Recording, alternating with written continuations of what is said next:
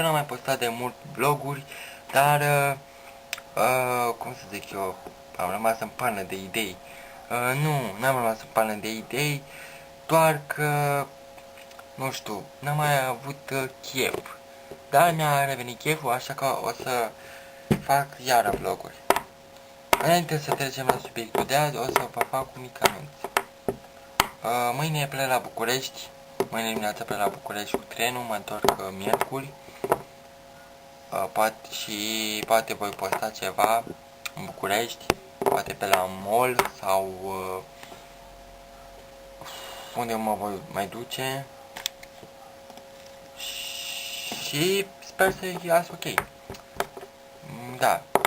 Și mă gândeam să fac și o provocare cu Ice Bucket Challenge. Și chiar mă gândeam să o fac. Și poate chiar o voi face. Da. Da. Pentru că nu sunt așa de cunoscut, nu o să provoc persoane celebre care nu mă cunosc sau nici n-au auzit de mine.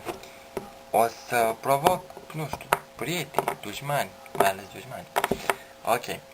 Am avut azi unele probleme cu niște neprieteni, dar le-am băgat destul până în cur și i-am scăpat de ei.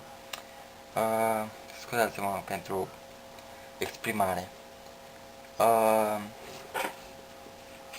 Deci, subiectul de azi sunt haterii. Haterii sunt persoanele de pe YouTube care critică YouTuberii mai mari, care chiar fac o treabă bună. Și fiecare YouTuber are hateri. Cred că și eu voi avea hateri în viitorul apropiat, dacă o să mai cresc.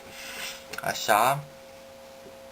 Și frate, nu se bagă în seamă, pentru că nu vreau să mă pun la mintea lor de retarzi mentali.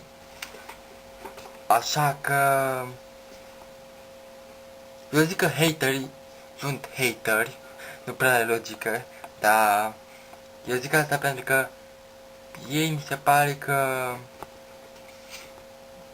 sunt invidioși pe vloggerii mai mari, pe youtuberi mai mari, care au atâția subscriberi, like-uri și view-uri la videoclipurile lor decât ei. Și de-aia sunt invidioși. Bine, asta e ipoteza mea.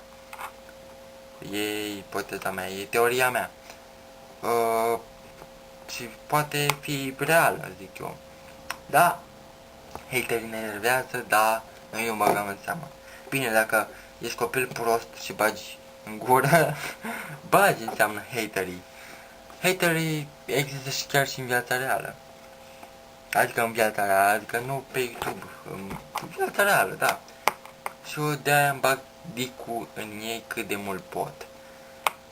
Da, am vorbit cam mult în acest vlog, dar v-am zis cu băieții ăia și m-au cam enervat. Și de-aia nu mi-a trecut încă nervi. În fine. Păi, acesta a fost vlogul. Dacă v-a plăcut, dați like, comment și subscribe. Și până data viitoare vă zic